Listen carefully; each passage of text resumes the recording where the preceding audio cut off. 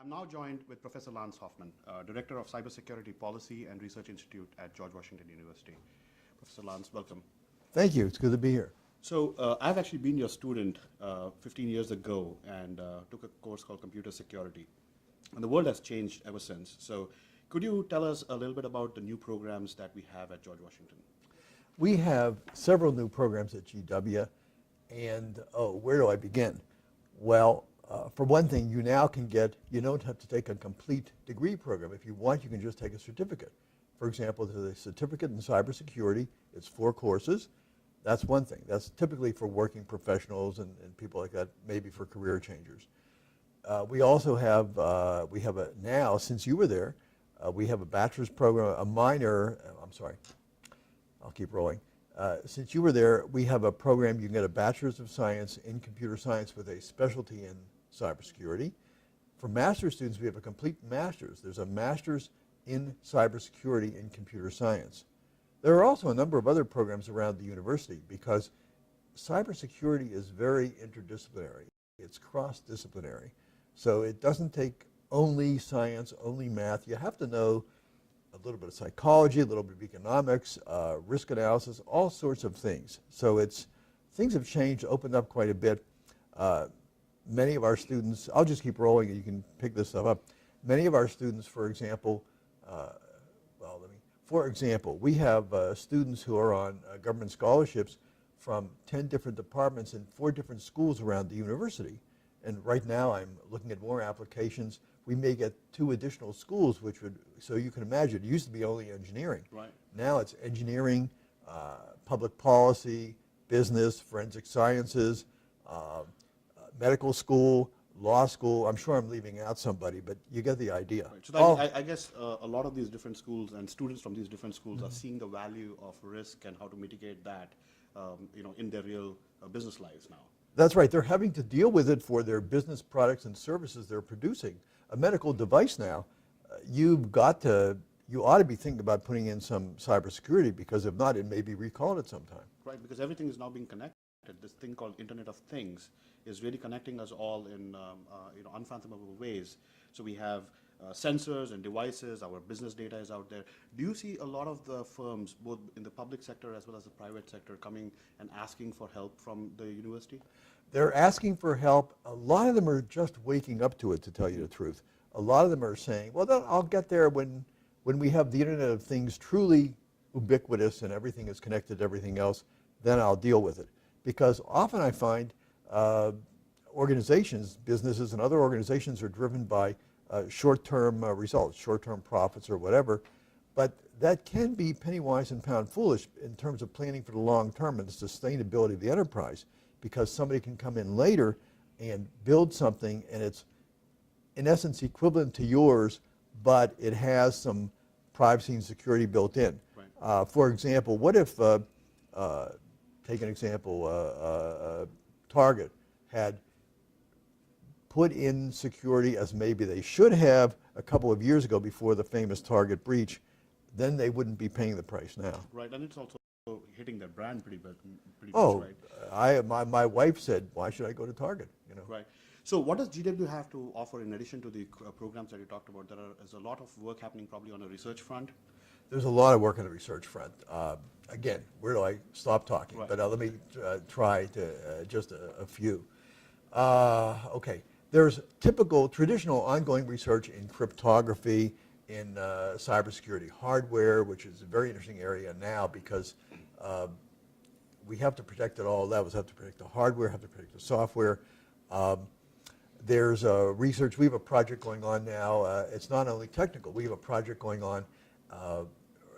It's called Building Trust, Rebuilding Trust, because after especially the Snowden revelations, a lot of people don't know who to trust, don't trust the United States, don't trust anybody. Where would you like to buy your computer in the United States, in China, and somewhere else? Right.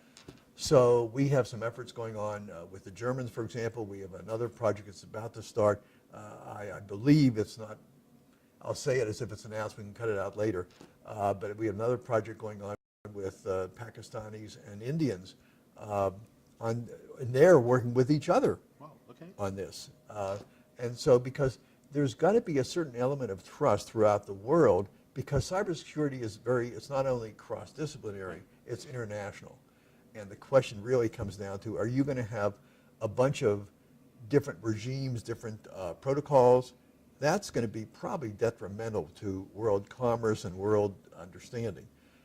If everything has to interoperate, how do you do that? What are the lessons we can learn from the past, and what do we have to invent anew? So what are your thoughts on the new agency that President Obama has proposed?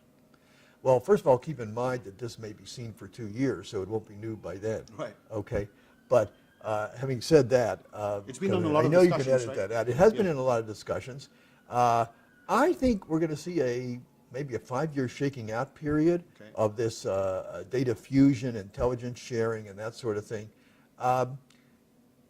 I don't have a fixed opinion on it. I was actually just on a conference call this morning about that, and there is a need for it. However, some people have said that's a Band-Aid on the problem. That doesn't solve the real problem of how do you build trust into systems, and how do you do that by building systems that are secure enough? Right. And even and there's another question, do you even want to do that? This is where our international relations people come in. We have a couple of students studying international affairs and national security studies because maybe you don't want to build trust into systems. Right. But where do you draw the line, and who's who's in control? These are fascinating questions, and they have a technical component and a political component, a managerial component. That's why they're so much fun. So also I see that there's a lot of investments being made now that we have had Home Depot and Sony Pictures and Target and so on and so forth. A lot of attacks on the federal government itself. Right. So what is the forecast from your view for students who are now going through the training and the education for cybersecurity? What sort of future do you see in America for those sorts of students? Well, I have had no problems in the last couple of years placing my students. As you know, we run in my case, I'm responsible for one small scholarship program. We have 100% placement. Right. But in general, I don't see a problem. There can be a problem for international students who want to stay in the U.S. and that sort of thing, depending on who their employer is, whether they're going to work for the government or somebody else. But certainly in the world, there is no lack of jobs in cybersecurity. Right. It's a great field to be in. And by the way, not only technically, it's a great field to be in technically, but it's also a great field to be in managerially, because there are a lot of businesses and world organizations that have managers who are basically clueless about this, and they'd rather have somebody come on and help them out. So with your decades of experience in this very, very fascinating field, as you look forward and you have to forecast on what sorts of cybersecurity threats are you most worried about? Well, I'm most worried about critical infrastructure threats, where an actor, whether it's a state or a sub-state actor even, takes down a large portion of our grid or something like that, because we've been getting better at defending, but cybersecurity is very interesting. You have to play defense, you have to be good all the time. Right. To play offense, you only need to get one touchdown pass, and you're done, and maybe you have a whole part of the critical infrastructure down for several days. That's scary.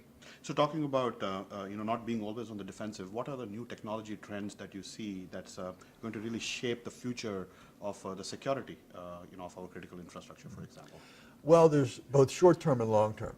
Short-term, I think we're stuck playing defense. It's just the way it is. Right. Oh, and in that case, that you see the need then for surveillance and who's doing what and trying to stay ahead of the bad guys.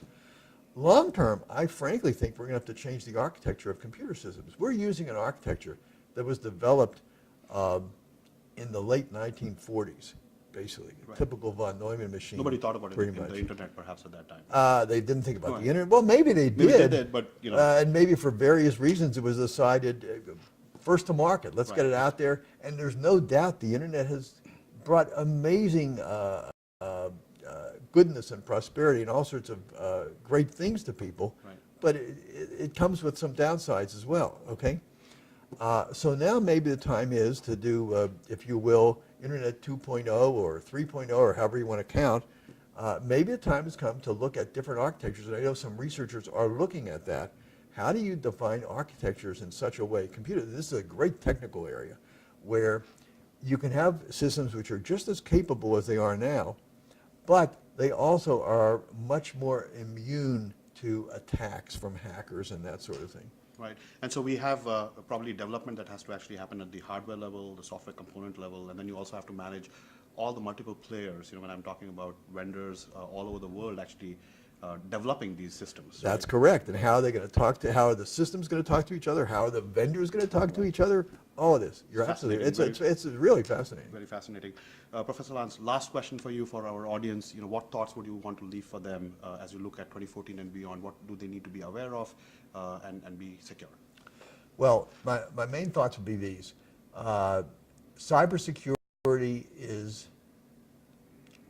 it's a fascinating field, it's a very important field, and it's very cross-disciplinary and global, okay?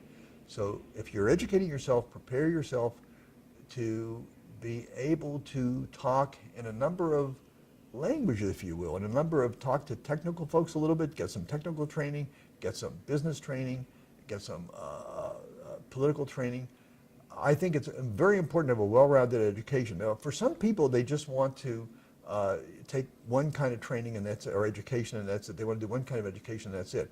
But in general, to really be a leader here in the decade and the century ahead, you're going to have to know many fields, and you're going to have to have an international point of view as well.